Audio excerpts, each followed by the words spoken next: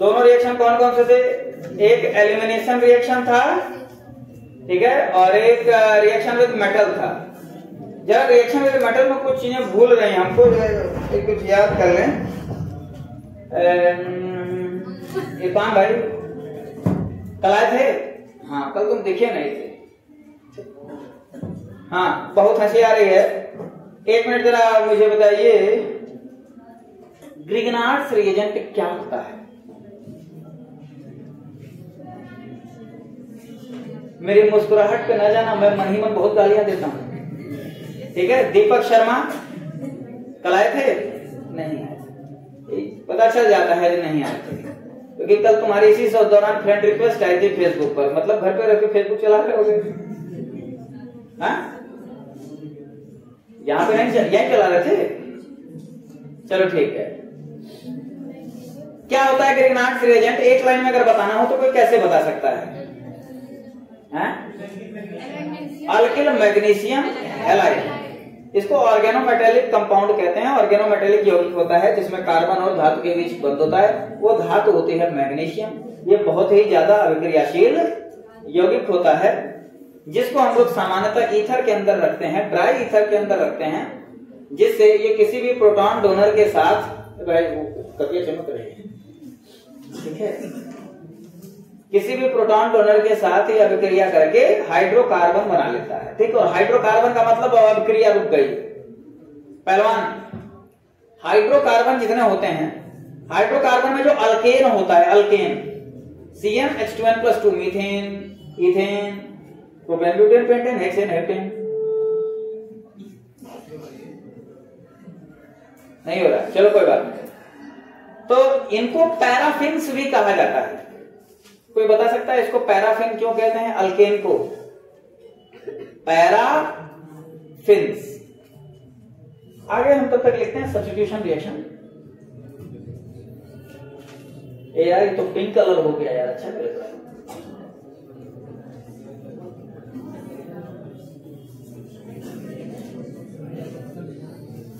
प्रतिस्थापन या विस्थापन अभिक्रिया, यही हम लोग पढ़ेंगे, ठीक है। लेकिन हमको ये जानकारी चाहिए थी कि अल्केन जो हाइड्रोकार्बन होता है उसको पैराफिन्स कहा जाता है। कोई बताएगा क्यों हम लोग पैराफिन्स कहते हैं? पैराफिन्स का मतलब क्या होता है? क्या भाई, पैरा का मतलब क्या होता है?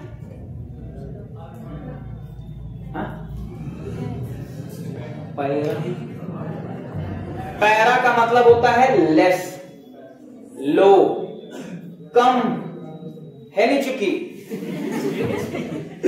समझ गया ना? कई सारे मतलब इसके निकल सकते हैं, इतू सा, ठीक। जो भी कहना चाहो कह सकते हो, ठीक। तो पैरा का मतलब समझ में आ गया? पैरा का मतलब है नहीं चुकी, कम या लो। एफिन्स का मतलब कल हमने बताया था, एफिनिटी, रिएक्टिविटी। तो पैराफिन्स का मतलब होता है कि जिसकी रिएक्टिविटी लो हो, कम हो।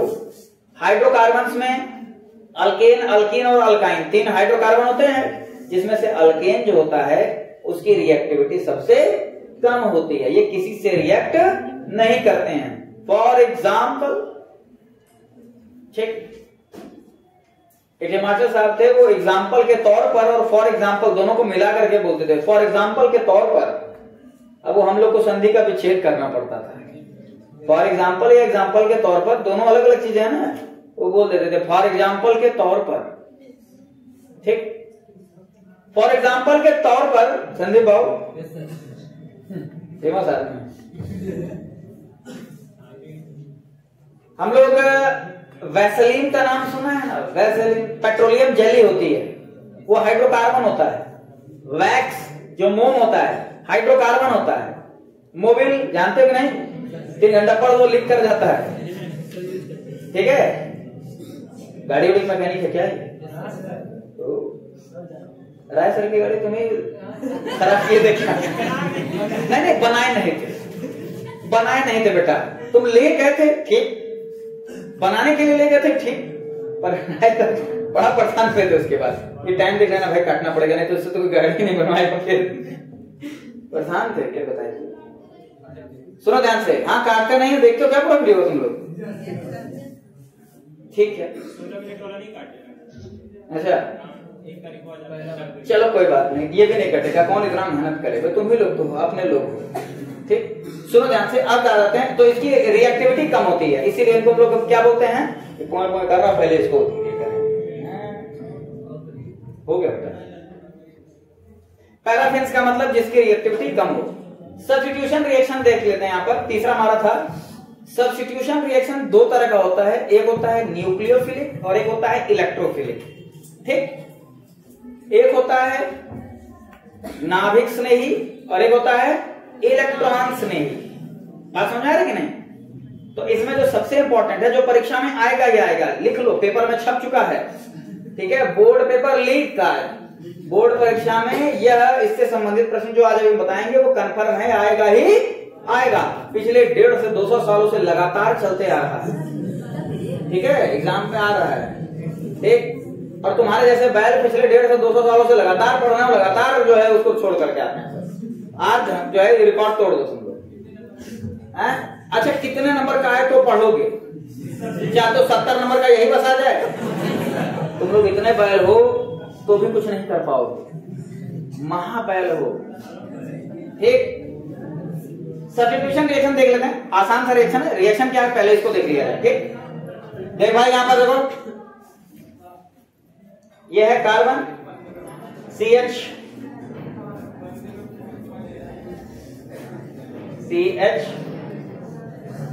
Cl। ठीक, इसके साथ मैंने बोला था आप KOH ले लीजिए, और जब KOH एल्कोहलिक होगा हमने बताया था तब हो जाएगा एलिमिनेशन रिएक्शन। ठीक है, लेकिन यहां पर हम क्या लेते हैं, एक्वस जलीय पोटेशियम हाइड्रोक्साइड। क्या लेते हैं? जलीय पोटेशियम हाइड्रोक्साइड। याद रखना, सिर्फ इसका माध्यम बदल देने पर पूरी की पूरी अभिक्रिया बदल जाती है। अगर हम अल्कोहलिक लेते हैं तो एलिमिनेशन रिएक्शन होगा, और एक्वस लेते हैं तो सब्स्टिट्यूशन रिएक्शन होगा। सब्स्टिट्यूशन का मतलब होगा क्या, ये K इस Cl को लेके निकल लेगा और ये OH आकर के यहां पर जुड़ जाएगा। ध्यान से देखोगे तो CH3 CH2 OH minus KCl। ठीक है, हमारा क्या बन गया, ये अल्कोहल। इस OH ने इस Cl को रिप्लेस कर दिया। ठीक, ये इसका सब्स्टिट्यूट है। सब्स्टिट्यूट मतलब समझते हो, उसकी जगह लेने वाला। सब्स्टिट्यूट का मतलब क्या होता है, उसकी जगह लेने वाला। तो Cl की जगह लेने वाला कौन है, OH। Cl क्या था, न्यूक्लियोफाइल। OH क्या है, ये भी न्यूक्लियोफाइल है। एक न्यूक्लियोफाइल को हटा करके अगर दूसरा न्यूक्लियोफाइल आ गया तो इसको बोलते हैं न्यूक्लियोफिलिक सब्स्टिट्यूशन रिएक्शन। न्यूक्लियोफाइल क्यों है, हमने बताया था न्यूक्लियोफाइल का मतलब क्या होता है, जिसके ऊपर नेगेटिव चार्ज हो, सामान्यतः नेगेटिव चार्ज हो, या अगर उदासीन है तो उसके पास इलेक्ट्रॉन की अधिकता हो। समझ में बात आ रही कि नहीं? बेटा रखो, नीचे रखो, नहीं तुम लोग जहां रखे हो वहीं ठीक है, नीचे। अरे अपनी बिल्डिंग ताजमहल जो भी उठाए हो,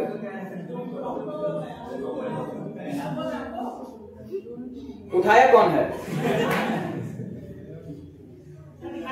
अच्छा ठीक ठीक ठीक, पढ़ने के लिए तो बाबू छत पे चढ़ जाओ, कोई दिक्कत नहीं है। पढ़ने के लिए छत पे चढ़ जाओ, कोई दिक्कत नहीं है, मार ना करो बस। मैथ वाले लड़के हैं कि नहीं, 12 है ना? बाहर नहीं गए सर, आधे से ज्यादा गए हैं बाहर। हाँ नहीं, बाहर खड़े हैं, मार करने वाले गए हैं। चलो ठीक है भाई, वो भी जरूरी है भाई। भाई पर बात आ जाएगी तब तो करेगा ही आदमी, चाहे नाम कट जाए, क्या दिक्कत है। ठीक, कहाँ हटा दिए इसको। सब्स्टिट्यूशन रिएक्शन, ठीक है, ये हो गया हमारा सब्स्टिट्यूशन। अब कहोगे सर जी 100 ग्राम का रिएक्शन नहीं, भौकाल मार दिया इतना कि इंपॉर्टेंट है, 150-200 साल में आ रहा है, फेल हो जाओगे, बैल हो ये सब। ठीक, तो पिक्चर तो अभी इधर से मर्दाना आवाज में कौन बोला है? इधर से ही आई आवाज, लेकिन सुरीली नहीं थी, गंदी और भद्दी थी।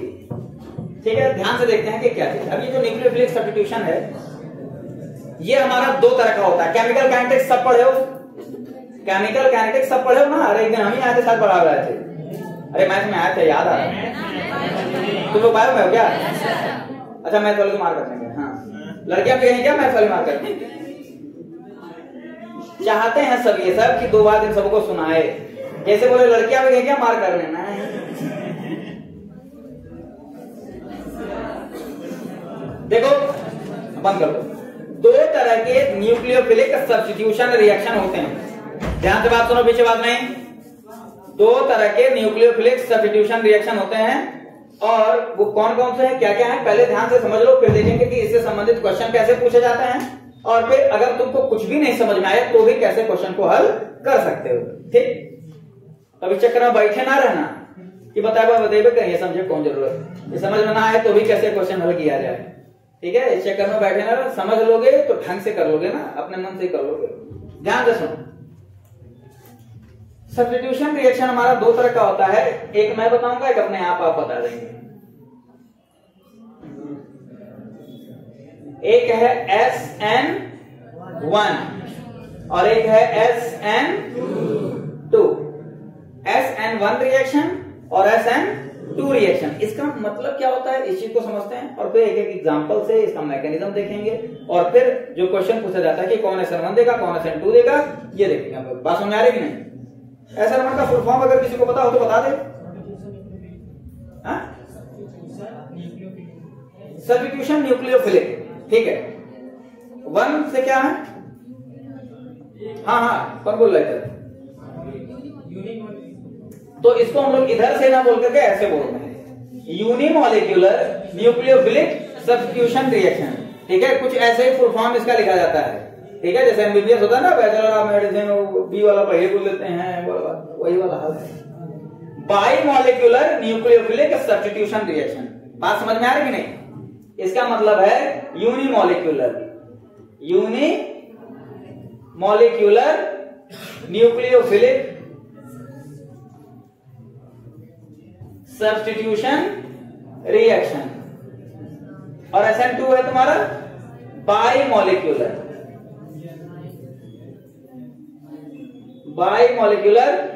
Nucleophilic substitution reaction. एक यूनिमॉलिक्यूलर है और एक बाइमॉलिक्यूलर है। कोई दिक्कत किसी को? ठीक, नाम में नहीं कोई दिक्कत है, हम समझाएंगे क्या होता है यूनिमॉलिक्यूलर और क्यों इसको यूनिमॉलिक्यूलर ही कहा जाता है, ये सारी चीज हम समझाएंगे, उसके लिए परेशान मत होना। ठीक है, नहीं समझ में आएगा तो कमरे से बाहर मत जाने देना। ठीक, ये बोल के गलती कर दी, तुम लोग तो बैल हो ना, पर ये मैक्सिमम बच्चों को आ जाएगा समझ में। दीपक शर्मा ना, सुनो ध्यान से। SN1 यूनिमॉलिक्यूलर का मतलब एक अणु, एक मॉलिक्यूल, यही ना यूनिमॉलिक्यूलर का मतलब होता है। पर ये यूनिमॉलिक्यूलर या एक अणु कब हो, कैसे हो? ठीक, ध्यान से सुनो, रेट ऑफ रिएक्शन पढ़े हो कि नहीं? रेट ऑफ रिएक्शन, अभिक्रिया का वेग पढ़े हो ना, उसमें ऑर्डर ऑफ रिएक्शन पढ़े हो कि नहीं? पढ़ा है कि नहीं ऑर्डर ऑफ रिएक्शन? अभिक्रिया की कोटि, ठीक है, अभिक्रिया की कोटि और आणविकता, ये 2 अलग अलग चीजें पढ़े हो। दोनों में अंतर परीक्षा में पूछा जाता है बहुत ज्यादा। मॉलिक्यूलरिटी और ऑर्डर ऑफ रिएक्शन में डिफरेंस पूछा जाता है, वहां पर डिफरेंस हम लोग पढ़ते हैं। यहां पर हम लोग ऑर्डर ऑफ रिएक्शन और मॉलिक्यूलरिटी को एक चीज मान करके चलते हैं कि मॉलिक्यूलरिटी और ऑर्डर ऑफ रिएक्शन क्या है, एक ही चीज है। जैसे हम लोग वेट और मास, इसमें फिजिक्स में डिफरेंस पढ़ते हैं, पढ़ते हो नहीं भैया?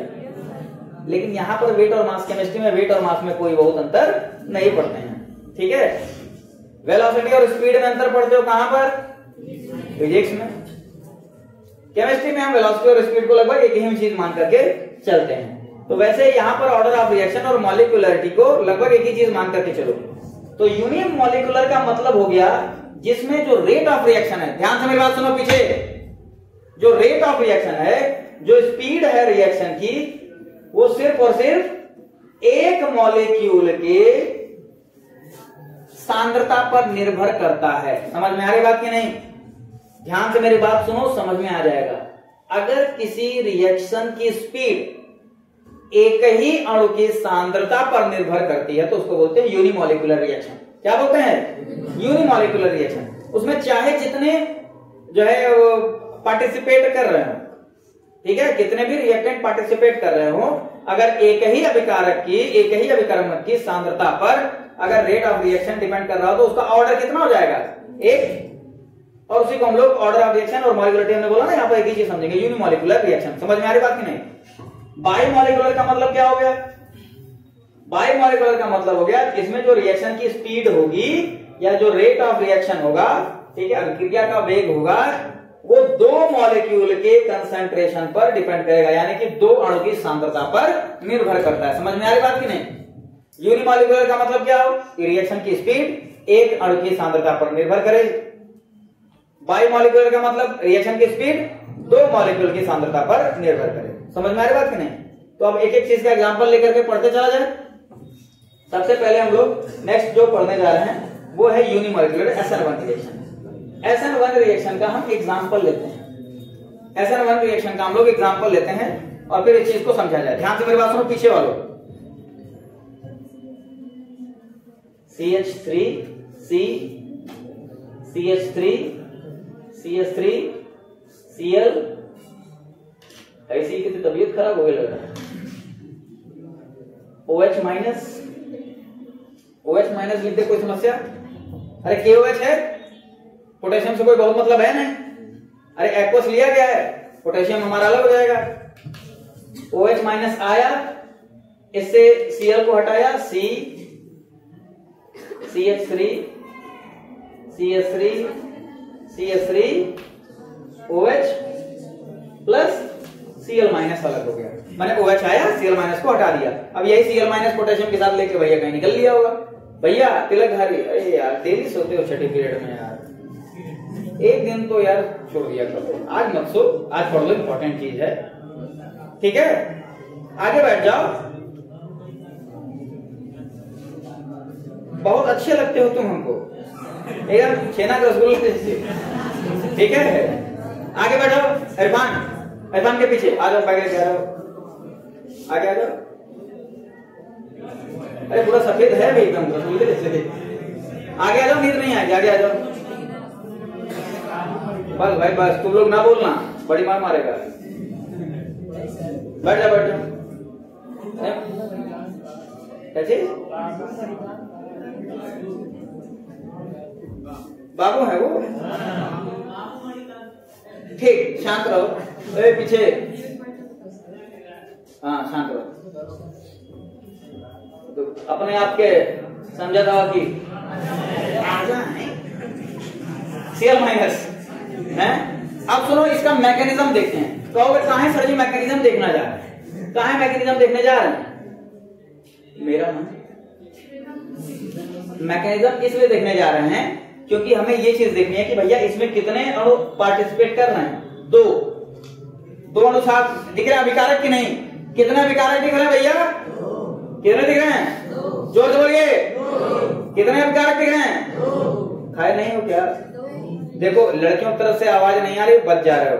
लड़कों की तरफ से अगर आवाज नहीं आई होती तो बहुत गंदी गंदी गालियां थी मेरे पास। दे सकते हैं, हमको क्या है, ठीक है? कितने अभिकारक दिख रहे हैं? कितने? बहुत अच्छे, दो अभिकारक हमको दिख रहे हैं। लेकिन हमने उदाहरण किसका लिया है? SN1 का। तो यही बताने की कोशिश कर रहा हूं मैं कि दो अभिकारक दिख रहे हैं, लेकिन इसको SN1 में हम क्यों पढ़ रहे हैं? अभिकारक कितने दिख रहे हैं? दो। SN1 का मतलब एक ही अभिकारक की सांद्रता पर निर्भर कर रहा है। वो कौन सा अभिकारक है? आखिर कौन है वो जिसकी सांद्रता पर इस अभिक्रिया की स्पीड डिपेंड कर रही है? या तो इस पर करेगी या तो इस पर, क्योंकि ये SN1 का उदाहरण। ध्यान से देखो, तब इसका मैकेनिज्म देखते हैं। मैकेनिज्म में इसके हम लोग दो स्टेप देखेंगे, एक मैं बताऊंगा, एक अपने आप। एक होगा स्टेप 1 और दूसरा स्टेप 2। क्या बात है, पढ़ के आए थे घर से? कोई बात नहीं, देखो यहां पर ध्यान से।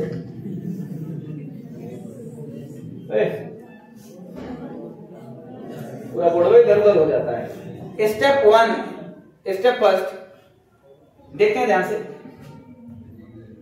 ये जो OH है, ध्यान से मेरी बात सुनना, साफ साफ दिख रहा है कि Cl को हटा करके यहां पर आ रहा है, इस कार्बन पर आ रहा है। कोई समस्या? इसमें तो कोई दिक्कत नहीं है कि इसी कार्बन पर क्यों आ रहा है? इसमें नहीं कोई दिक्कत है? क्यों इसी कार्बन पर आ रहा है? बताओ, तुम्हें को दिक्कत नहीं थी, बाकियों को तो बहुत दिक्कत है। बताओ। बहुत अच्छे, क्योंकि वही तो कार्बोकैटायन बनेगा। जब तो टर्शियरी कार्बोकैटायन बनेगा पॉजिटिव चार्ज आएगा।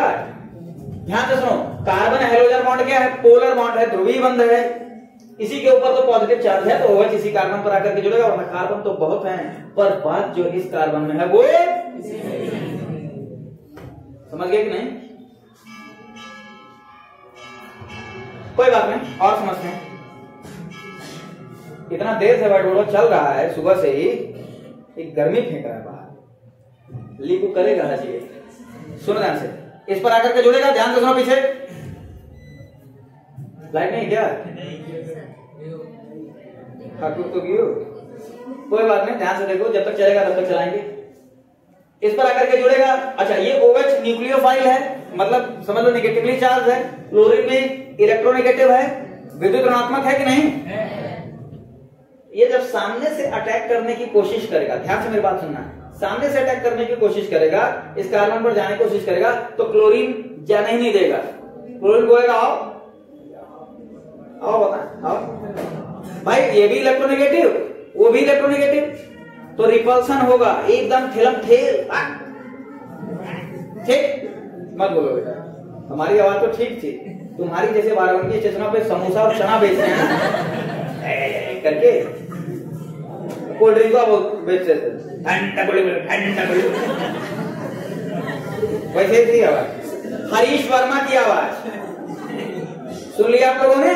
हरीश वर्मा की आवाज। ठीक, कार्बन है, मुझे यहाँ 8 इलेक्ट्रॉन दिख रहे हैं, सबको 8 इलेक्ट्रॉन दिख रहे हैं कि नहीं? पहले मुझे बताओ, आओ दिखाओ 8 इलेक्ट्रॉन। ठीक, सुनो कैसे, ये 3 हाइड्रोजन के साथ जो बॉन्ड बनाया है 6 इलेक्ट्रॉन वो हो गए, 2 ये, 8 यहां, 8 यहां, 8 यहां, कितने इलेक्ट्रॉन हो गए? 24 इलेक्ट्रॉन। ये दिख रहे हैं कि नहीं? तो अगर ये OH माइनस पीछे से अटैक करने की कोशिश कर रहा है, तो ये जो 3 मिथाइल मॉलिक्यूल है और मिथाइल ग्रुप है, ये पीछे से एक स्टीयरिक हिंड्रेंस, मतलब एक अपोज करता है, एक पीछे से भी रिपल्सन ही होगा। OH माइनस इस कार्बन पर जुड़ नहीं सकता, समस्या हो जाती है। OH माइनस इस कार्बन पर जुड़ नहीं सकता। समझ में आ रही बात की नहीं? तब ये OH माइनस इंतजार करता है किस चीज का? इस क्लोरीन के हटने का। तो पहला जो स्टेप होता है वो होता है हमारा CH3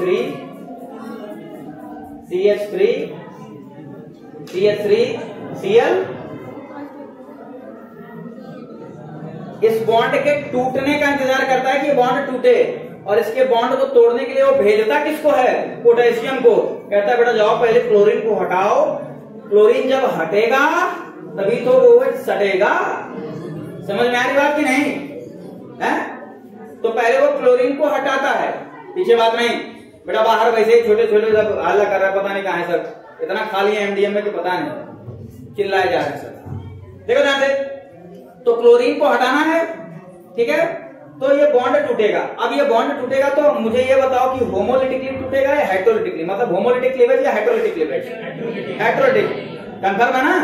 क्योंकि वो जो 4 कंडीशन बताए थे उन चारों में से कुछ नहीं है यहाँ पर। वो 4 क्या थी बाद में बताना, ठीक है? 4 क्रम बताए थे, ठीक? उन चारों में से कोई भी एक कंडीशन यहाँ पर नहीं है, हेटेरोलिटिक क्लीवेज होगा। इलेक्ट्रॉन किसकी तरफ जाएगा बॉन्ड टूटने के बाद? क्लोरीन की तरफ। अरे भाई बतियाओ नहीं यार, क्लोरीन की तरफ जाएगा। CH3 बन गया कार्बोकैटायन। टर्शियरी कार्बोकैटायन सबसे ज्यादा स्टेबल होता है। स्टेप 2 ध्यान से देखते हैं। अब स्टेप 2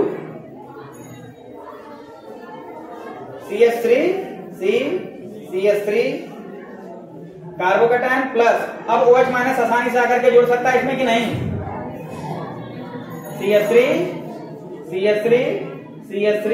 OH। ध्यान से मेरी बात सुनो, केमिकल काइनेटिक्स की एक छोटी चीज यहां पर बताएंगे। रिएक्शन 2 स्टेप में हो रहा है, ठीक? इस स्टेप में एक ही रिएक्टेंट पार्टिसिपेट कर रहा है, इस स्टेप में 2 रिएक्टेंट हम लोग को दिख रहे हैं, ठीक?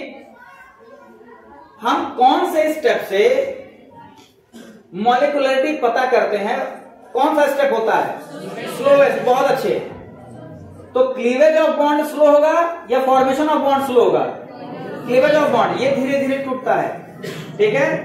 बात समझ में आ रही कि नहीं? फॉर्मेशन ऑफ बॉन्ड, अरे भैया पॉजिटिव नेगेटिव धूम बड़ा बन गया, ठीक। बॉन्ड टूटने में समय लगता है, ये है तुम्हारा स्लो स्टेप। और स्लो स्टेप का मतलब क्या हो गया? Rate determining step.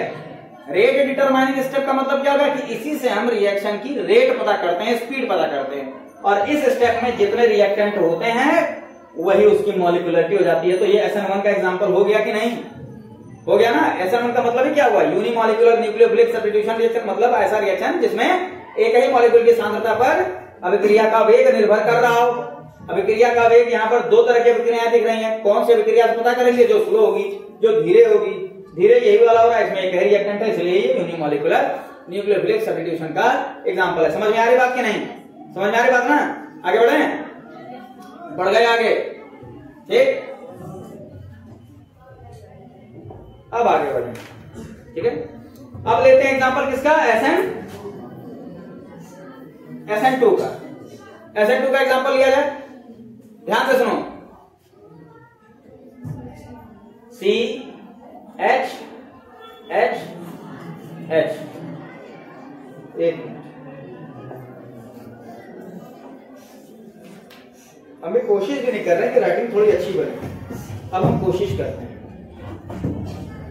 नाकामयाब कोशिश। CH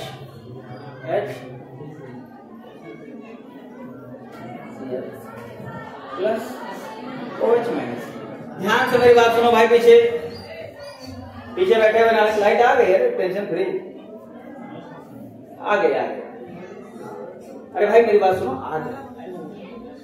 ग्रीन जल रहा है ना, नहीं तो पीला जलता है।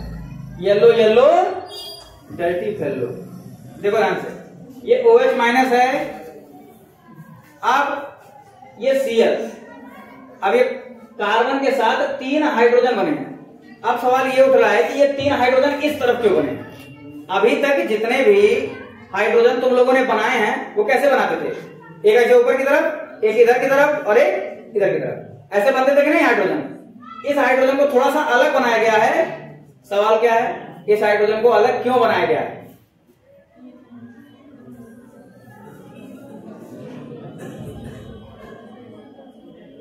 क्यों बनाया गया है भाई? इलेक्ट्रॉन क्लाउड हमारा पीछे की तरफ है।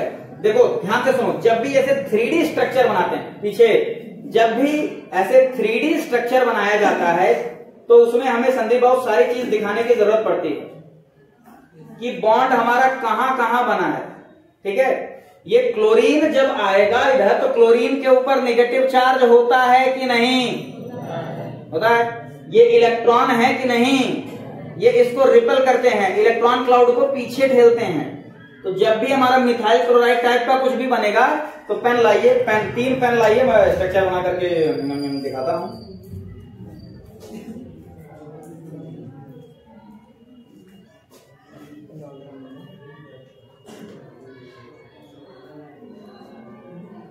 जैसे अगर मीथेन रहेगा, ठीक है, अरे ढक्कन बंद करके दिए, अरे बंद करके दिए होते, बोल रहा हूं, खुला तो है ही, गद ही नहीं तो। एक और पेन दो भाई, एक और पेन दीजिए। ये हमारा क्या है? सिंपली हमारा ये हमारा सिंपली क्या है? मीथेन है मान लो। हालांकि उसका स्ट्रक्चर ऐसा नहीं होता है, टेट्राहेड्रल होता है मीथेन का स्ट्रक्चर, लेकिन मान लिया भैया मीथेन है, ठीक। कार्बन है, हाइड्रोजन हाइड्रोजन हाइड्रोजन हाइड्रोजन। पहले बता दे रहे हैं कि ये 2D स्ट्रक्चर बना है, 3D स्ट्रक्चर मीथेन का टेट्राहेड्रल होता है। अब अगर हम लोग इस हाइड्रोजन को हटा करके, ठीक, हाइड्रोजन था, सब बराबर बराबर दूरी पर थे, एक क्लोरीन ला देंगे तो क्लोरीन उसको रिपेल करेगा कि नहीं करेगा?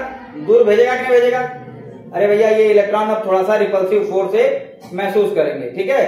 तो होगा क्या कि ये जो है इलेक्ट्रॉन सबके सबका कहां चले जाएंगे?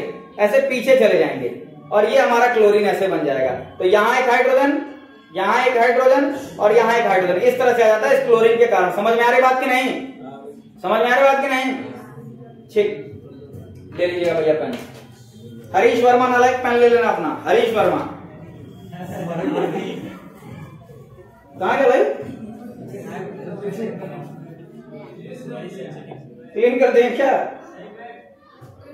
अरे नहीं भैया, ये चलो भाई कोई बात नहीं, CHCl प्लस OH माइनस। अब ध्यान से सुनना मेरे भाई, ये OH माइनस है, कोई दिक्कत? अब ये OH माइनस आएगा इस कार्बन पर सामने से अटैक करने के लिए, यहां पर फिर वही क्लोरीन होगा। धीरे था पर गंदा था जो इसने भी बोला, ये बुलाएगा इसको, ठीक है? ये आओ बताएं भाई, हम भी इलेक्ट्रोनेगेटिव हैं, तुम OH माइनस हो तो क्या हुआ, मैं भी क्लोराइड आयन जो है बन सकता हूं, तो इसको रिपेल कर देगा, सामने से निकल गया बाहर। समझ में आ रही बात कि नहीं? अब ये पीछे से आकर के अटैक करने की कोशिश करेगा। पीछे पहले 24 हुआ करते थे, अब 6 ही इलेक्ट्रॉन है। अब 6 इलेक्ट्रॉन की औकात इतनी नहीं है कि OH माइनस को रोक सके। बात समझ आ रही है ना? 6 इलेक्ट्रॉन की अब इतनी औकात नहीं है कि OH माइनस को रोक सके उस कार्बन पर जुड़ने से। कोई समस्या किसी को? कोई प्रॉब्लम है? तो ये OH माइनस आकर के, अच्छा ये कार्बन से कहता है कि ऐसा है एक जगह खाली कर लो भैया, ठीक? कार्बन कहता है कि हम क्यों जगह खाली करने जाएं, ये 3 हाइड्रोजन है, ये तो मेरे घर के हैं, एक क्लोरीन है वो भी अच्छा न्यूक्लियोफाइल है, उसके साथ भी मेरी बॉन्डिंग अच्छी है। कहता है अच्छा ऐसी बात है। उसके बाद एकदम ठेलम ठेल मचती है, जैसे आगे वाली सीट पर बैठे हैं 4 मित्र बैठे हैं, ठीक? 5वां मित्र मान लो सुबह से नहीं आया है पढ़ने, खाली एक्स्ट्रा क्लास करने के लिए आया है, ठीक है? मान लो 5वां मित्र आ गया खाली एक्स्ट्रा क्लास करने के, चारों नहीं चाह रहे बैठाना कि ये बैठे, लेकिन चूंकि 5वां मित्र थोड़ा शक्तिशाली है, चलो ठीक है, मानना है तो कुछ भी मान लेते हैं, ठीक? मान लिया कि 5वां मित्र शक्तिशाली है, तो क्या करेगा, उसको एकदम ठेल करके सरका करके थोड़ी बहुत जगह बनाएगा और उनसे में आकर के वो बैठ जाएंगे, ठीक? तो वही काम यहां पर होता है। OH माइनस है, OH माइनस आया इस कार्बन से, अब ये हाइड्रोजन को इस तरह से, ठीक है? अच्छा ये ऐसे डॉटेड लाइन से इसको दिखाएंगे, आकर के जुड़ गया इस पर, और ये Cl माइनस, ये जो पहले से इधर से जुड़े हुए थे, मैंने आधी बिल्डिंग इनकी हवा में लटकी, आधी बिल्डिंग उनकी हवा में लटकी है, सेंटर ऑफ मास दोनों लोग का डिसबैलेंस है। अब गिरे कि तब गिरे, वही काम यहां पर हो रहा है। बीच वाले मूल काट रहे हैं, कोई दिक्कत नहीं, ठंडी के मौसम है, चमका रहे हैं, कोई दिक्कत नहीं। हरीश वर्मा को कोई दिक्कत नहीं, किसको दिक्कत नहीं? हरीश वर्मा को कोई दिक्कत नहीं, ठीक है? देखो यहाँ पर गरियाओ नहीं, देखो यहाँ पर, ठीक?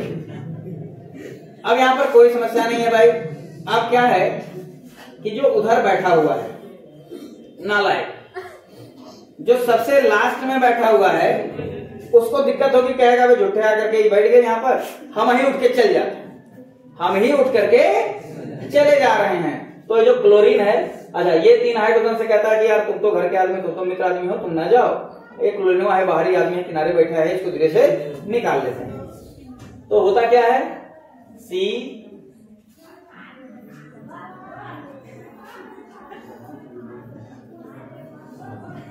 ये बाहरी आदमी आराम से एडजस्ट हो गया और ये क्लोरीन निकल के चला गया, स्टूल पर जाकर बैठ गया।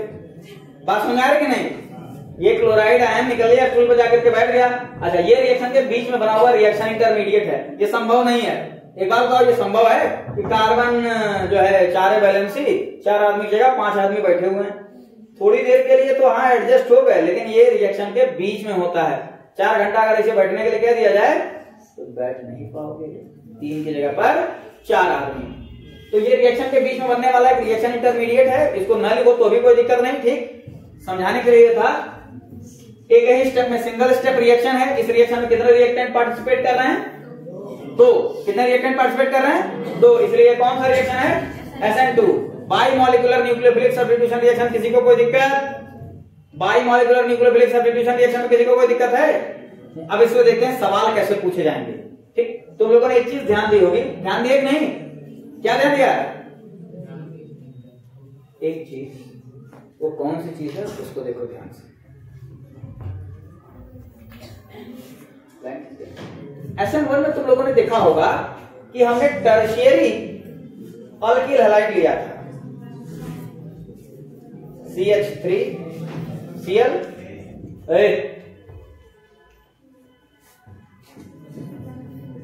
और इसमें CH3Cl। SN1 में, SN2 में क्या दिया है? प्राइमरी भी नहीं लिया, मिथाइल लिया है। प्राइमरी भी नहीं लिया है, मिथाइल क्लोराइड लिया है, ठीक। SN1 में टर्शियरी क्यों लिए थे? क्योंकि SN1 में बन क्या रहा था बीच में, कार्बोकैटायन, और टर्शियरी कार्बोकैटायन सबसे ज्यादा स्टेबल होता है। बात समझ में आ रही कि नहीं? SN2 में हमारा कार्बोकैटायन नहीं बन रहा था, ठीक, और इसीलिए हम लोगों ने क्या लिया था, मिथाइल का एग्जाम्पल लिया था। इसमें एक कार्बन से 3 कार्बन जुड़े हुए हैं, इसमें एको कार्बन नहीं जुड़े हुए हैं, यानी कि जिसमें कार्बन की संख्या ज्यादा होगी, ब्रांच की संख्या, मतलब अल्फा कार्बन से जुड़े कार्बनों की संख्या पर ध्यान दे देंगे हम लोग। अल्फा कार्बन जानते हो, जिससे हमारा कोई भी सब्स्टिट्यूएंट जुड़ा हो, कोई भी क्रियात्मक समूह जुड़ा हो, उसी को क्या बोलते हैं, अल्फा कार्बन। पीछे बैठे हुए बालकनी वाले,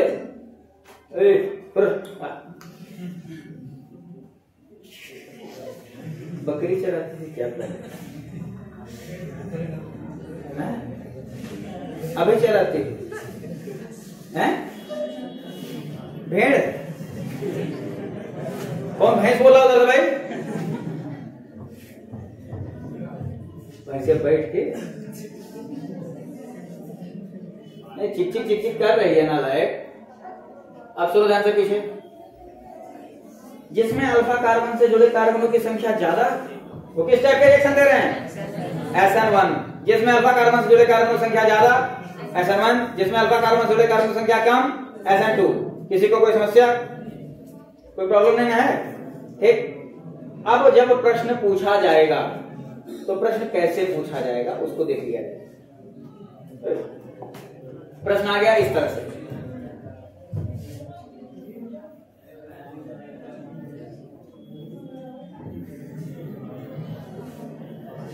इसमें से SN2 रिएक्शन फास्टर कौन देगा, फर्स्ट या सेकंड? SN2 रिएक्शन फास्टर कौन देगा, फर्स्ट या सेकंड? जो बोलिए, ठीक, बहुत अच्छे, लगभग सबने बोला। अच्छा, अभी अगर मैं पूछूं कि कितने लोगों को समझ में आया कि सेकंड वाला यही SN1 पूछे थे, SN2 रिएक्शन देगा, हाथ उठाइए तो कौन उठाएंगे नहीं। अब फिर पूछें कितने लोगों को समझ में नहीं आया, समझ में नहीं आया, ठीक है। तो अब हम SN1 और SN2 नहीं समझाएंगे, अब हम ये समझाते हैं कि कैसे प्रश्न को हल करोगे, कैसे इसको सॉल्व करोगे, ये बता देते हैं, ठीक है। मान लो कुछ भी नहीं समझ आया तो ध्यान से सुनो, पहले तो उनको बता देते हैं जो समझना चाहते हैं। समझने वालों के लिए यह है कि समझने वालों के लिए समझ में आई क्या होगा, नहीं समझने वालों को बता रहे हैं। SN1 हमने बताया था, SN1 का मतलब जिसमें अल्फा कार्बन से जुड़े कार्बनों की संख्या ज्यादा हो, ठीक। देखते हैं किसमें अल्फा कार्बन, यहां पर ये है, इससे कितने कार्बन जुड़े हैं, एक ये, एक ये। यहां पर अल्फा कार्बन कौन है, ये, इससे कौन जुड़ा है, ये एक, इससे कोई और जुड़ा है कार्बन, नहीं जुड़ा है। इसका मतलब इसमें अल्फा कार्बन जुड़े कार्बन की संख्या ज्यादा है, तो ये क्या देगा, SN1 देगा। इसमें अल्फा कार्बन से जुड़े कार्बनों की संख्या क्या है, कम है, ये SN2 देगा। समझ में आ रही बात की नहीं? आसान सी चीज है। अल्फा कार्बन क्या होता है ये तो समझ में आ रहा है ना, क्लोरीन जिस कार्बन से जुड़ा, नहीं समझ में आया? कोई पेपर नहीं है, इससे पूछ रहे हैं ना, वो आया आया गया। सुनो ध्यान से, SN1 का मतलब क्या होता है? SN1 में हमने कौन सा एग्जांपल लिया था, टर्शियरी का एग्जांपल लिया था कि नहीं लिया था? तो टर्शियरी का मतलब जिसमें अल्फा कार्बन से जुड़े कार्बन की संख्या ज्यादा हो। हाँ, हमसे पूछ के उनसे बतिया, उसके बाद तो समझ में नहीं आया, पागल हो गया। देखो यहाँ पर ध्यान से, अल्फा कार्बन से जुड़े कार्बन की संख्या यहाँ पर ज्यादा है। अरे ये अल्फा कार्बन है कि नहीं? अरे कार्बन कैसे पता चलता है? जितने कॉर्नर्स होते हैं इस तरह के स्ट्रक्चर में, जितने कॉर्नर होते हैं वो सब के सब क्या होते हैं, कार्बन। और जो लाइन होती है वो क्या होती है, वो बॉन्ड होते हैं। हाइड्रोजन कहाँ होते हैं, अब ध्यान में जान, ठीक है, हाइड्रोजन नहीं लिखते हैं। बात समझ आ रही है नहीं? हाइड्रोजन अंडरस्टूड है, अपने आप मान लिया जाता है, समझ लिया जाता है, समझिए। हाँ, क्या हाइड्रोजन वहां है, हाइड्रोजन तो रहेगा, इसमें क्या है, ठीक। तो यहाँ अल्फा कार्बन ये है, इससे दो तरफ जुड़ा कार्बन, एक यहाँ एक यहाँ, ठीक। इसमें देख लेते हैं अल्फा कार्बन ये है, इससे सिर्फ यही जुड़ा है, और कोई कार्बन जुड़ा हुआ दिख रहा है? इसमें कम है, यानी कि कम वाला हमेशा क्या देगा, SN2 देगा, ज्यादा वाला हमेशा क्या देगा, SN1 देगा। ठीक है, अब सवाल को थोड़ा सा चेंज कर दें, सवाल को चेंज इस तरह से कर दें, ये तो ऐसे ही रहे, एक और यहां पर बॉन्ड बना दे और एक Cl जोड़ दें। अब यहां पर SN1 कौन देगा, फर्स्ट या सेकंड? सेकंड देगा SN1। यहां पर चेंज हो गई चीजें, क्योंकि यहां पर अल्फा कार्बन से कितने कार्बन जुड़े हैं, 2। यहां पर अल्फा कार्बन से कितने कार्बन जुड़े हैं, 1 2 3। ये SN1 देगा और ये SN2 देगा। तो परीक्षा में अगर सवाल आ गया है, एक ही दे दिया है खाली और पूछ रहा है ये SN1 देगा कि SN2 देगा, तब हम नहीं बता सकते। ठीक, 2 देना पड़ेगा, उसी में कंपेयर करेंगे। ठीक, अब मान लो हरीश वर्मा है, अब ये छोटे हैं कि लंबे हैं, कैसे बता सकते हैं? ठीक, जब ये किसी के सामने खड़े, मान लो हमारे सामने खड़े हुए हैं तो घुटने तक आते हैं हमारे, तो हमसे छोटे हुए, बात समझ आ रही कि नहीं? लेकिन हरीश वर्मा अभी किसी छोटे आदमी के सामने खड़े जाए तभी कहेगा भाई लंबे। तो उसी तरह से SN1 और SN2 होता है। देखते हैं ये किसके साथ इसका कंपैरिजन किया जा रहा है। ठीक है, अगर कार्बन की संख्या कम है तो वो क्या देगा, SN2। कार्बन की संख्या ज्यादा है तो वो SN1। न्यूक्लियोफिलिक सब्स्टिट्यूशन रिएक्शन समझ में आया? एक चीज और तुम लोग को बताना था,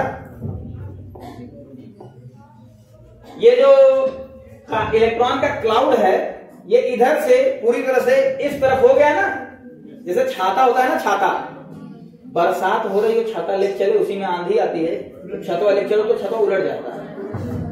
इस प्रोसेस को बोलते हैं इनवर्जन। क्या बोलते हैं? इनवर्जन।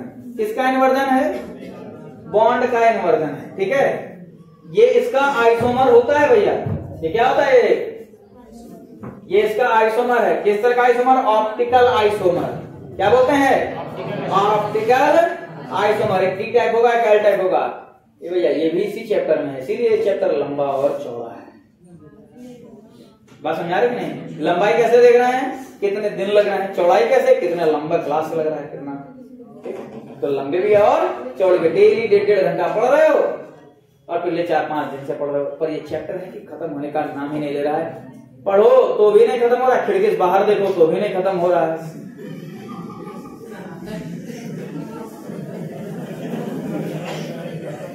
कुछ दिख रहा है उधर तो वहीं चले जाओ, कोई रोका है? कोई जबरदस्ती तुमको यहाँ बैठाया है? SN1 SN2 हो गया, सब्स्टिट्यूशन रिएक्शन हो गया। इलेक्ट्रोफिलिक सब्स्टिट्यूशन रिएक्शन बचा हुआ है, उसको देख लेते हैं थोड़ा सा क्या हुआ। न्यूक्लियोफिलिक सब्स्टिट्यूशन बस इतना है। इलेक्ट्रोफिलिक सब्स्टिट्यूशन रिएक्शन बहुत आसान होता है। लिख रहे थे क्या बाबू?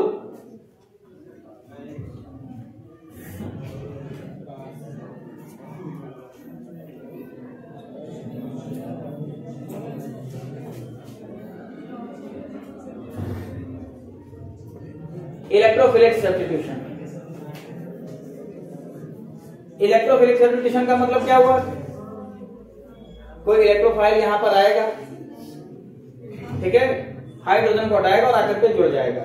Electrophilic substitution reaction. अच्छा, एक सवाल बहुत ज्यादा पूछा जाता है, एनसीईआरटी में भी दिया हुआ है कि जो हेलो एल्केन है, ठीक, कौन है? हेलो एल्केन, ये न्यूक्लियोफिलिक सब्स्टिट्यूशन रिएक्शन देते हैं। अभी हमने वही तो हेलो एल्केन ही तो पढ़ा था। और हेलो एरीन है, कोई नहीं, यहां देख लो। हेलो एरीन में हम कह रहे हैं ये इलेक्ट्रोफिलिक सब्स्टिट्यूशन रिएक्शन देते हैं। सवाल उठता है क्यों? वाई दिस वेरी डीप है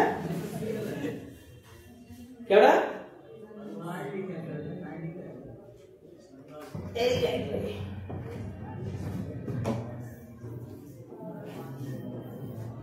हमारा क्वेश्चन है कि ये न्यूक्लियोफिलिक सब्स्टिट्यूशन रिएक्शन देता है, माने कोई न्यूक्लियोफाइल नेगेटिवली चार्ज कोई चीज आएगी, इस क्लोरीन को हटाएगी और आकर के जुड़ जाएगी। और ये इलेक्ट्रोफिलिक सब्स्टिट्यूशन मतलब कोई पॉजिटिवली चार्ज चीज आएगी, मतलब इस क्लोरीन को ये नहीं हटेगा। कार्बन क्लोरीन के बॉन्ड को तोड़ना आसान नहीं है। हम वही क्वेश्चन पूछ रहे हैं कि अगर इसका रिएक्शन किसी के साथ करा दिया जाए तो ये क्लोरीन नहीं हटेगा। ये यहाँ पर जो हाइड्रोजन है ये सब हटते हैं, ये क्लोरीन को नहीं हटाया जा सकता है। सवाल उठता है क्यों? एनसीईआरटी में 3 कारण दिए हैं। हम इसमें से दो कारण बता देंगे, लेकिन पहले यही जानना चाहते हैं कि अगर किसी को पता हो तो बता दे। कंसेप्चुअल क्वेश्चन है। क्वेश्चन ये है कि जो हेलोएरिन होते हैं, हेलोएरिन हमारे न्यूक्लियोफिलिक सब्स्टिट्यूशन रिएक्शन आसानी से नहीं देते हैं, नहीं देते हैं क्यों? हाँ क्या बेटा? अनुनाद के कारण। बहुत अच्छे। अनुनाद के कारण होता क्या है? रेजोनेंस पढ़े हो?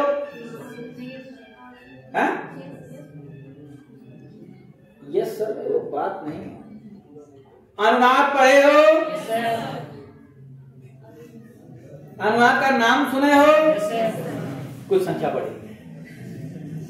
किताब खोले हो? और संख्या बढ़ेगी। किताब घर पर है? अनुनाद जानते हो? कम हो गए। ठीक है, तो बहुत हंसी आ रही है। क्या नाम है तुम्हारा? हाँ, तो मुंह ही ऐसा है। मुंह ही ऐसा होगा तब। हाँ नहीं हंस रही हो, तब मुंह ही ऐसा होगा।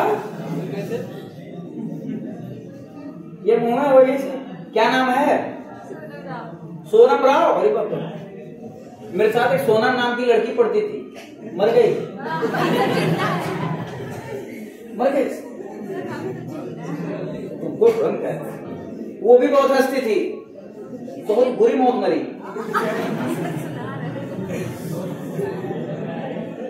अनुनाद के कारण, ध्यान से सुनो। अनुनाद के कारण नहीं, वही सुनो ध्यान से। होता क्या है कि जब इसका हम रेजोनेटिंग स्ट्रक्चर बनाते हैं, इसका जब रेजोनेटिंग स्ट्रक्चर बनाया जाएगा, ध्यान से सुनना, तो कई सारे रेजोनेटिंग स्ट्रक्चर बनते हैं। समय होता तो हम बताते भी रेजोनेटिंग स्ट्रक्चर बनाया कैसे जाता है। बहुत से बच्चों को पता होगा या बहुत से बच्चों को नहीं पता होगा। कुछ बच्चों को पता होगा रेजोनेटिंग स्ट्रक्चर कैसे बनाया जाता है। जिनको नहीं पता होगा, हमारे चैनल पर 11th क्लास का वीडियो जो हमने डाला उसमें अनुनाद प्रभाव में हमने एक पूरा जो है 40 मिनट का खाली अनुनाद प्रभाव ही बताया है। ठीक है, घर जाकर के देख लेना। डबल एरो बनाते हो, डायरेक्टली हाइब्रिड स्ट्रक्चर इसका बनाने जा रहे हैं। जो मेन स्ट्रक्चर था हाइब्रिड स्ट्रक्चर, हाइब्रिड स्ट्रक्चर जो बन के आता है इसका, वो हमारा कुछ इस तरह से बनता है। मतलब वो डबल बॉन्ड हो सकता है क्या? और यहां पर भी डबल बॉन्ड, यहां पर भी पार्शियल डबल बॉन्ड रहता है। अनुनाद प्रभाव के कारण यहां पर इलेक्ट्रॉन डेंसिटी ज्यादा होती है।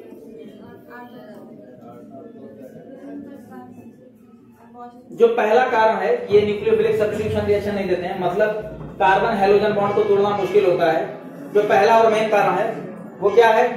पहला कारण यह है कि कार्बन हेलोजन बॉन्ड में हमने देखा कि पार्शियल डबल बॉन्ड कैरेक्टर आ गया है। पार्शियल डबल बॉन्ड कैरेक्टर आ गया है, मतलब आंशिक रूप से डबल बॉन्ड का कैरेक्टर। और डबल बॉन्ड सिंगल बॉन्ड से ज्यादा स्ट्रॉन्ग होता है। कार्बन हेलोजन के बीच डबल बॉन्ड आ गया है, जिसको तोड़ना थोड़ा सा सिंगल बॉन्ड के कंपैरिजन में मुश्किल होता है। तो पहला जो कारण है अनुनाद प्रभाव के कारण। अरे भाई सुन लो, जो बताया बच्चा अनुनाद प्रभाव, तो पूरा चीज बताना है। अनुनाद प्रभाव के कारण कार्बन और हेलोजन के बीच पार्शियल डबल बॉन्ड यानी कि आंशिक द्विबंध बन जाता है, जिसकी बंध लंबाई कम होती है, बॉन्ड लेंथ कम होती है, और बॉन्ड लेंथ कम यानी कि बॉन्ड स्ट्रेंथ ज्यादा। ये तो पढ़े हो ना 11 में? बॉन्ड लेंथ कम, बॉन्ड स्ट्रेंथ ज्यादा। और बॉन्ड स्ट्रेंथ ज्यादा यानी कि उस बॉन्ड को तोड़ने में हमें ज्यादा दम लगाना पड़ेगा, जोर लगाकर काट के तोड़ना पड़ेगा, तब जाकर के टूटेगा। और जब इतना दम लगाना पड़ रहा है तो छोड़ो, जाने तो तोड़ेंगे। तो इसीलिए ये अभिक्रिया आसानी से न्यूक्लियोफिलिक सब्स्टिट्यूशन नहीं देते हैं। पहला कारण समझ में आया? दूसरा कारण देखते हैं। दूसरा कारण फिर से यहां पर Cl लिखें। इस कार्बन की संकरण, इस कार्बन का संकरण बताइए sp। डरो नहीं, डरो नहीं। एक हमको लगा निकल आके बाहर। ए भाई मारपीट ना करो, ठीक है? हालांकि मारपीट हो रही है, मार कोई और रहा है, पिटा कोई और रहा है। मारपीट तो दोनों तरफ से होती है। हरीश वर्मा देखो यहां पर,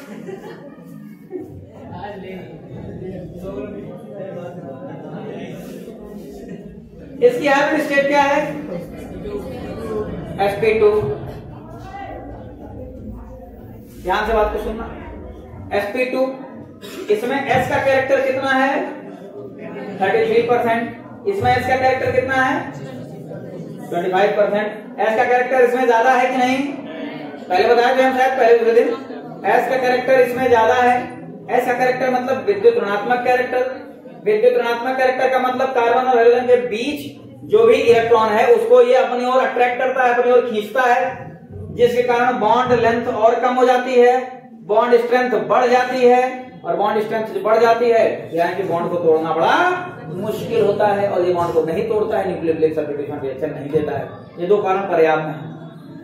पहला कारण अनुनादित संरचना के कारण कार्बन और हाइड्रोजन के बीच पार्शियल डबल बॉन्ड बन जाता है, और दूसरा कारण क्या है,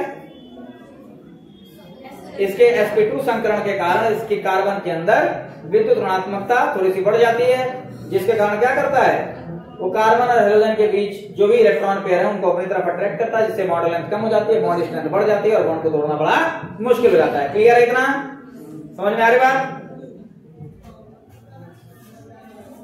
तो अब ये न्यूक्लियोफिलिक सब्स्टिट्यूशन रिएक्शन नहीं दे रहा है, लेकिन बहुत ज्यादा विगरस कंडीशन लगा देने पर, ठीक, जैसे मान लो सोनम राव है, सोनम राव पढ़ने में मन नहीं लगाती हैं, एक काल्पनिक बात है, सोनम राव पढ़ने में मन नहीं लगाती हैं, इनका पढ़ने में मन नहीं लगता है, ये एक नॉर्मल चीज है।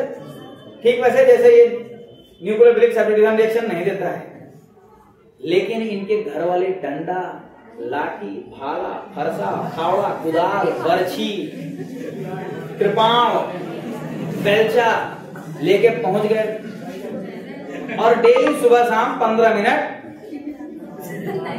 विगरस रिएक्शन है एकदम चाप के, तो ये उसके बाद से थोड़ा सा पढ़ना शुरू कर सकते हैं।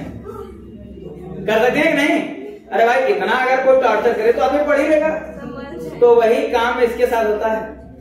नहीं, मरने भी नहीं देंगे, जिंदा रखेंगे, पर डेली सुबह शाम 100-100 ग्राम जो है तुम्हें डोज देते रहेगा। सुनो ध्यान से, तब जाकर के ये रिएक्शन कर देंगे, तो वही काम होता है यहां पर।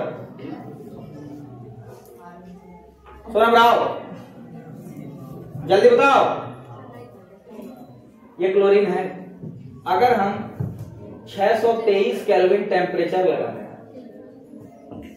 केल्विन लिखना एकदम, मान लो वही चीज है, इनकी भी सकैया हो रही है, यहाँ भी सकैया हो रही है, ठीक है, इनको भी घर वाले सेंक रहे हैं, यहाँ भी सेंक रहे हैं, ठीक, और लगभग 200 से 300 एटीएम प्रेशर,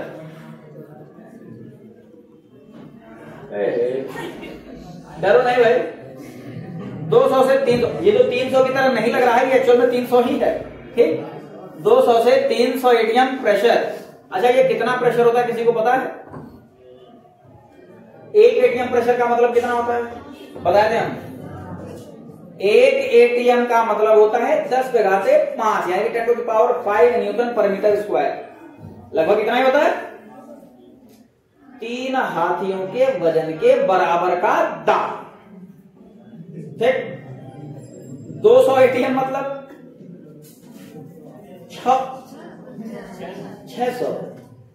600 हाथियों के बराबर का दाब अगर लगे सोनम राव के ऊपर,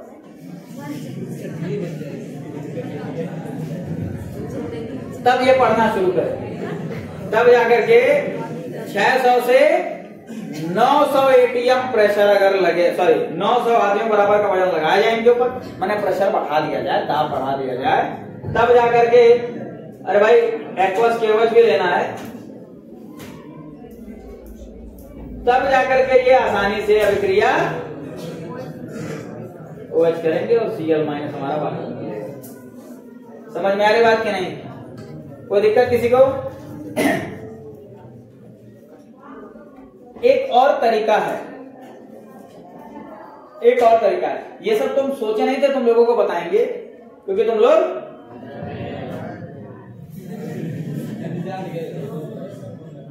अपने आप को अच्छे से समझ चुके हो, जान चुके हो। लेकिन कुछ इन बैलों में कम बैल है वो ये भाई देखो ध्यान से, ठीक है, नॉर्मल बैल है, वही सबसे बड़ा नॉर्मल बैल है जो बोला है नॉर्मल बैल, ठीक है। सुनो ध्यान से, अगर इसमें कोई सब्स्टिट्यूएंट लगा दिया जाए, सब्स्टिट्यूएंट का मतलब कोई एक ग्रुप लग जाए,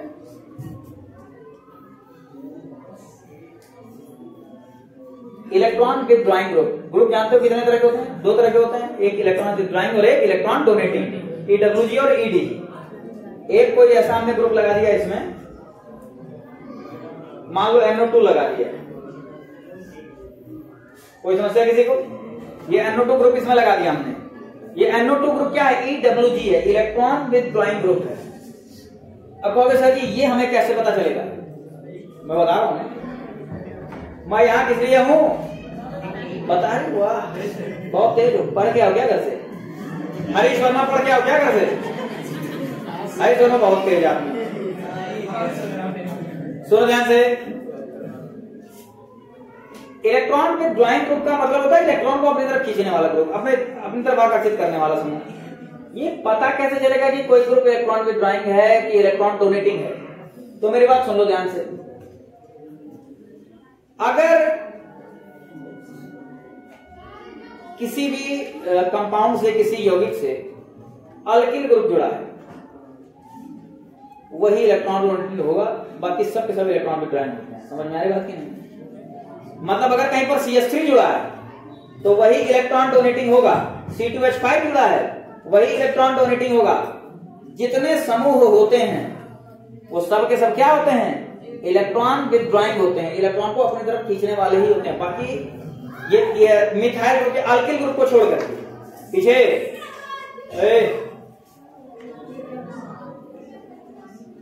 अल्किल ग्रुप को छोड़ करके जितने ग्रुप होते हैं सब के सब इलेक्ट्रॉन विथड्रॉइंग होते हैं, इलेक्ट्रॉन को अपनी तरफ खींचते हैं। समझ में आ रही बात की नहीं? ध्यान से सुनो यार, समझ में आ जाएगा भाई, परेशान ना हो। इलेक्ट्रॉन को अपनी तरफ खींचते हैं। अच्छा ये क्या कर रहा है? ये इलेक्ट्रॉन को अपनी तरफ खींच रहा है। इलेक्ट्रॉन को अपनी तरफ खींचने के कारण हो क्या रहा है? जो रेजोनेंस था हमारा वो इन्हीं इलेक्ट्रॉन के कारण हो रहा था कि नहीं? जो खाली इलेक्ट्रॉन थे ये उन इलेक्ट्रॉन को अपनी तरफ अट्रैक्ट करता है, जिसके कारण उनकी जो अवेलेबिलिटी है रेजोनेंस बनाने के लिए वो थोड़ी सी कम हो जाती है। तो रेजोनेंस या रेजोनेटिंग स्ट्रक्चर बनाने की तरफ जो उनकी टेंडेंसी होती है वो कम हो जाती है, जिसके कारण पार्शियल डबल बॉन्ड का कैरेक्टर थोड़ा सा कम हो जाता है और बॉन्ड को थोड़ा सा आसान हो जाता है। एक सब्स्टिट्यूएंट आ जाने के कारण इतनी सारी चीजें होती हैं। अब यहाँ पर 323 केल्विन टेम्परेचर भी अगर लगा दें हम,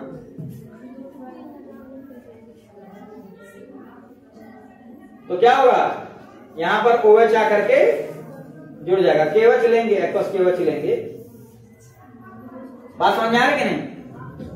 अब इससे एक चीज और क्लियर हो रही है कि अगर हम इस ग्रुप की संख्या बढ़ाते हैं तो ये और आसान हो जाएगा कि नहीं हमारे लिए? Cl को हटाना आसान होता जाएगा कि नहीं?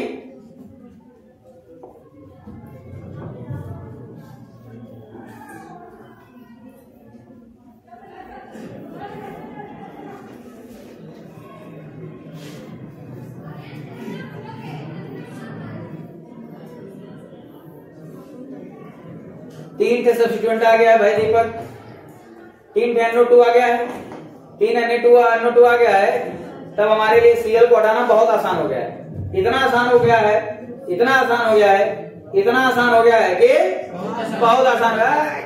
पकड़ तो ये हरीश वर्मा कहा सर? क्या हरीश वर्मा नहीं हो तुम? हो ना? ठीक, खाली अगर हम लोग वार्म वाटर ले लें,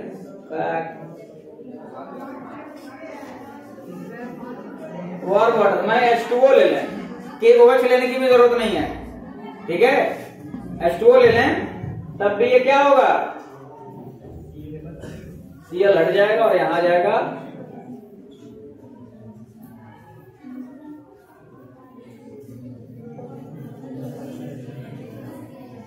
इसका नाम बताइएगा भैया।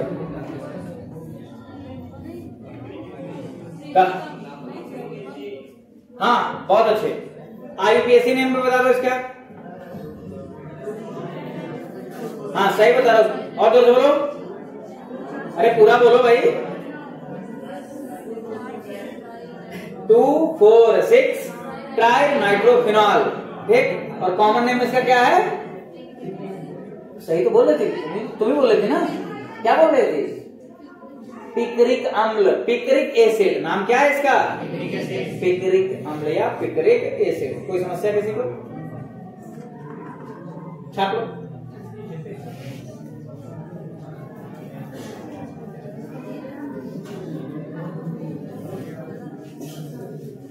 आज फिर कहा रहने दीजिए।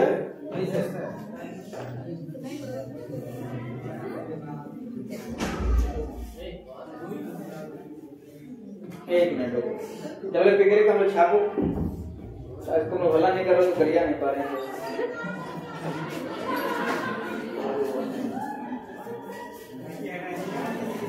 कौन था?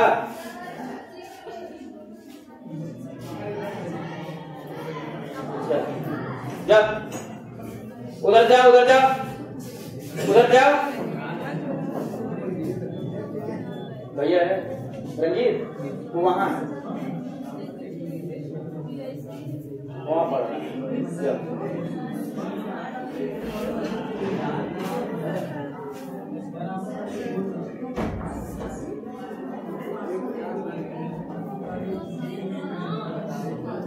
तो भाई कौन चिल्ला रहा है?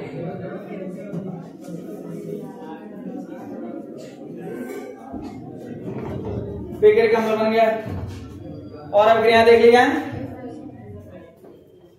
देख लेते। इलेक्ट्रोफिलिक सब्स्टिट्यूशन तो खैर पूरा कर लें।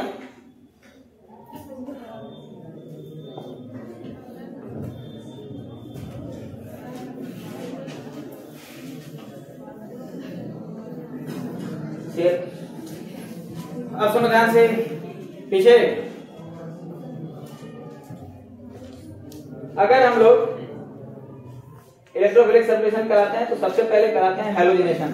तो ऐसा करते हैं, इसको बीच में रखते हैं, सारे विक्रियाएं करा लेते हैं।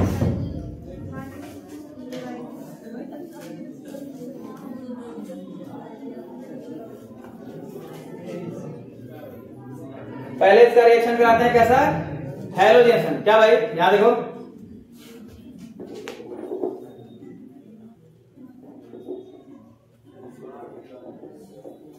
हैलोजिनेशन। हैलोजिनेशन का मतलब हैलोजन ऐड करेंगे इसमें।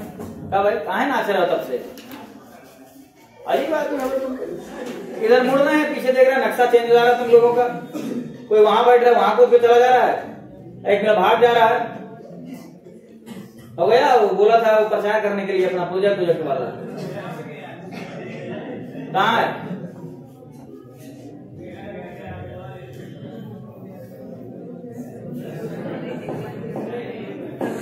सुनो ध्यान से। हैलोजनेशन का मतलब इसमें हैलोजन ऐड करते हैं, ठीक। हैलोजन मतलब Cl2 ऐड किया गया। अगर ये डार्क में होगा, डार्क और किसी लेविस एसिड के प्रेजेंस में FeCl3,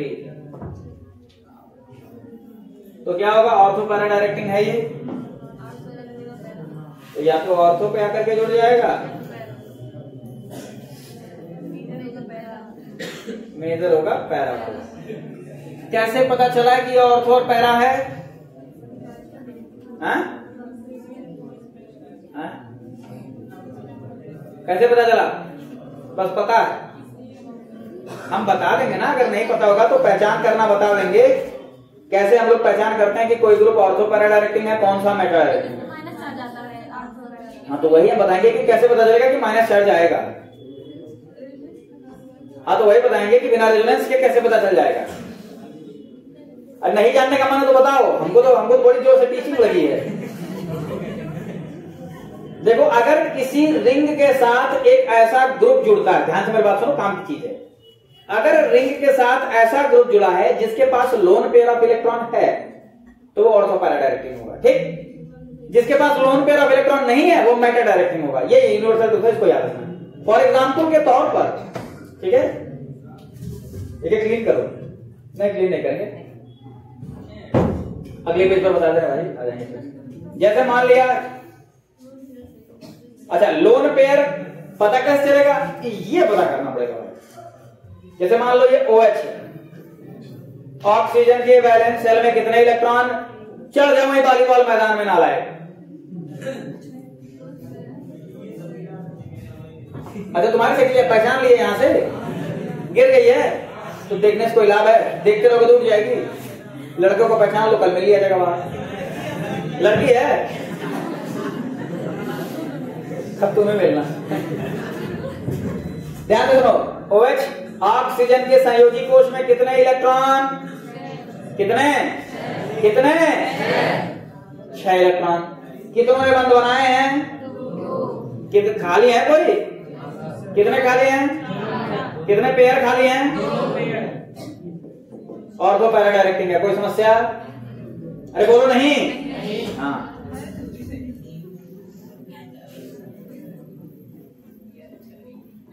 क्लोरीन, क्लोरीन के संयोजी कोश में कितने इलेक्ट्रॉन होते हैं? कितने होते हैं? 7। कितने ने बंद बनाए हैं? कितने खाली हैं? कितने पेयर खाली हैं? 3 लोअर पेयर खाली हैं। और 2 पैरा डायरेक्टिंग। कोई समस्या? बेंजाल्डिहाइड लिया जाए भाई।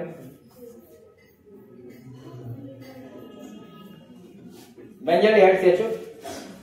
कार्बन है, कार्बन के संयोजी कोश में कितने इलेक्ट्रॉन होते हैं? कितने होते हैं? कितनों ने बॉन्ड बनाया है? देखो खाली है, मेटा डायरेक्टिंग है। यानी कि अगर ये किसी के साथ क्रिया करेगा तो मेटा पोजीशन पर आकर के कोई चीज जुड़ेगी। समझ में आ रहा है कि नहीं? एक और बॉन्ड को गुजार अंदर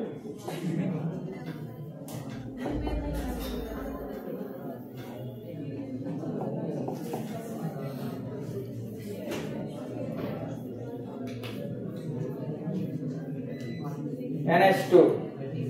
नाइट्रोजन के संयोजी कोश में कितने इलेक्ट्रॉन होते हैं? कितने होते हैं? 5 होते हैं ना। कितनों ने बॉन्ड बनाया है? कितने खाली हैं? 1 पेयर खाली है। ये भी ऑर्थो पैरा डायरेक्टिंग होगा। कोई दिक्कत? लास्ट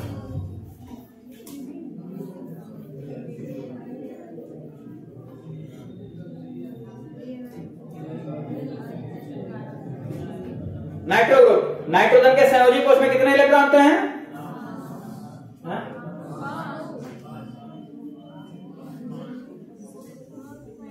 नाइट्रोजन के संयोजी कोश में कितने इलेक्ट्रॉन होते हैं? तो हमको 7 और 2 क्यों सुनाई दे रहा था? कोई बोला था क्या? नहीं, 2 तो इधर ही से कोई बोला नहीं, कोई तो बोला है। देखो 2 कॉम्प्लेक्स के पीछे जाने के बाद यही होता है। 2 5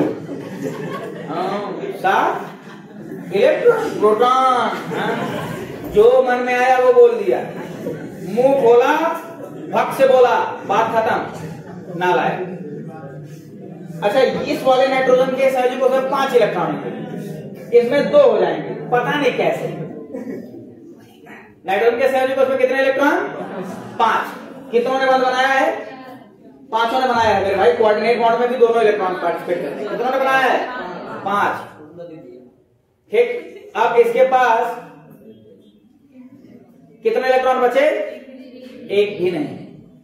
यानी कि ये मेटा डायरेक्टिंग होगा। समझ में आ रही बात की नहीं? खाली नाइट्रोजन हो देख करके मत बोल देना कि नाइट्रोजन है तो हो सके लोन पेयर हो, ऐसा नहीं है। हम देख लेंगे बॉन्ड बना करके कि अगर लोन पेयर ऑफ इलेक्ट्रॉन है तो क्या होगा? Ortho para directing. Lone pair नहीं है, जैसे इसमें लोन पेयर नहीं है, इसमें लोन पेयर नहीं है। मेटा डायरेक्टिंग है, इसमें लोन पेयर है, लोन पेयर है, लोन पेयर है, ऑर्थो पैरा डायरेक्टिंग। समझ गया कि नहीं? ये ऑर्थो पैरा डायरेक्टिंग है, यानी कि ऑर्थो पर आकर के जुड़ेगा और पैरा पर आकर के जुड़ेगा। ठीक, हैलोजिनेशन। हैलोजिनेशन के बाद एक और चीज हम लोग देख लेते हैं, फ्रीडल क्राफ्ट रिएक्शन भी है। हाँ है, फ्रीडल क्राफ्ट तो हर चैप्टर में पढ़ना है। फ्रीडल क्राफ्ट 2 रिएक्शन होते हैं, एक अल्किलेशन और एक acylation.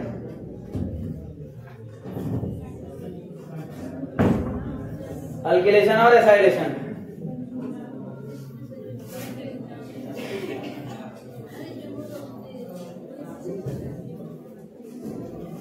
CH3 Cl CH3 CO Cl। Anhydrous AlCl3, यहां भी ले सकते हो एनहाइड्रस AlCl3। इसको छाप लो और आज के लिखना रहने तो बहुत हो गया।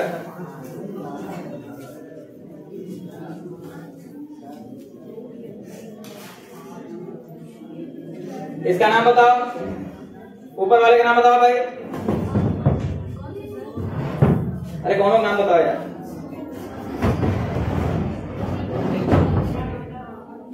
ये फ्रीडल क्राफ्ट रिएक्शन है, ये अल्किलेशन है, ये एसाइलेशन है।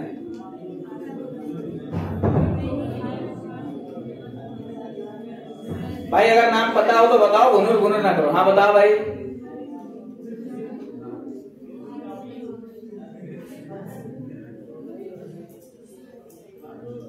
पीछे वालों सुनना चाहते हो क्या कुछ? नाम बताओ इसका यार।